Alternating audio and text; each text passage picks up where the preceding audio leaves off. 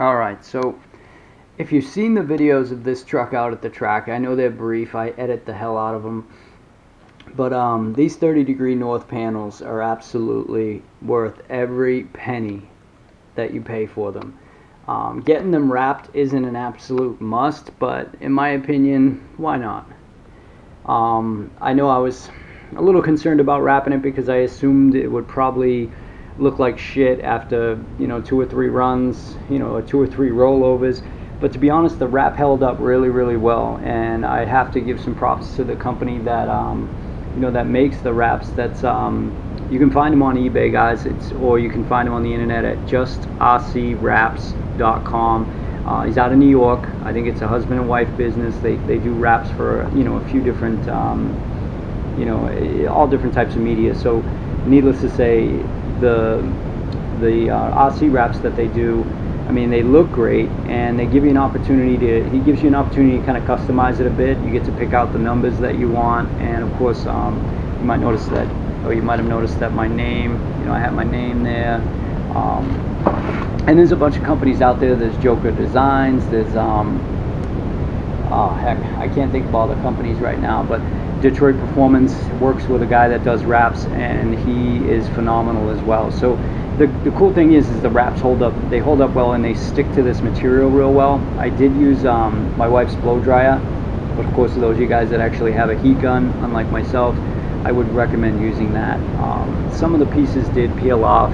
You'll notice this little piece right here that peeled off. It was a tiny, tiny sliver of a piece, so I just I cut it so that it doesn't look terrible. And up front, it took a bit of a beating, but it held up pretty well. I mean, you can see it's peeling back here. I didn't cut my holes the way some guys do. I put little slices in them and kind of crowned them so that I could push them all in there. Some guys went right around the edge and just cut it out cut it out completely, which is probably what I should have done. I should have got a sharper razor blade that night, but it was way too late. I was in my living room, and I did not feel like walking back out to the garage to get a sharper razor blade. Long story short, it was just laziness. So that's how I did them. My headlights just don't look right. I don't know if they were for the wrong kit or what, but most of the headlights that you'll see for the 30 North panels, they fill that entire area, and these ones didn't. I thought maybe it was a mistake. I really don't know what to make of it, but they give you two options for headlights. Both of them kind of look similar.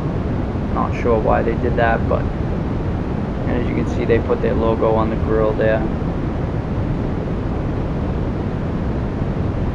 The full force windshield. What a waste of money this was. These panels, the way they're designed, it puts pressure right there, and it cracked the windshield. I'll show you underneath. The clone GoPro busted that right out of there. It cracked the plastic underwater case, or the kind of a protective case. The pieces that lock into this, it all cracked and just shattered to pieces. And I mean, that didn't even take a hit. It just was from the vibration alone of rolling and flipping. But yeah, as you can see, I mean, the wrap held up pretty well. I'll show you some of the other areas of it, but all in all, it's worth wrapping it if you want your truck to look a little bit different than everybody else's, because these panels, you can get them from Detroit Performance, as most of you guys know already, and they only come in so many colors. You can see there the busted portion of the windshield. Look close. It clamps there and clamps there, and it just broke. I had that all jerry-rigged on there, but incredibly tight. So yeah, I wouldn't recommend that windshield with these panels unless you get a little more creative than I did in terms of how you mount it to make sure that there's no pressure being put on it by the hood. The full force fender wells, I mean, look at them. I had to cut them to pieces because of the pipe. They're bent and warped. They're broken from the upper A-arms hitting them. They may as well not even be there anymore. So yeah, there's that too. The DIY wing, I'm still impressed with myself on that thing. I like it. It gives this know, these panels, the way they're designed with nothing in the rear, it looks funny, so that wing just does it. And again, you guys can spend 50 bucks and buy yourself a AAA wing from DDM. I'm sure it's a badass wing. They sell a couple different types. That's just the one I ended up making. There's the top to the cover of the storage bin that I cut it out of. It's super flexible plastic, so that ain't breaking anytime soon. If anything, it's almost the equivalent to the you know, these panels. I did manage to rip these panels. I rolled it or flipped it end over end, and it caught one of the railroad ties that he has as jump supports at the track, so that was a bummer. But all in all, this thing is definitely, it's seen some bumps and bruises and scrapes, and it's in one piece.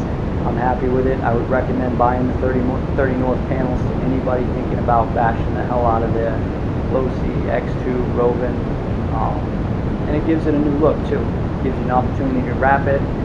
Like I said, there's tons of companies out there that sell wraps for them, and they'll give you an opportunity to even customize it a bit. I just saw a sick one today. This guy had done by Joker Designs. It was done in a Kawasaki dirt bike team, so that was pretty sweet.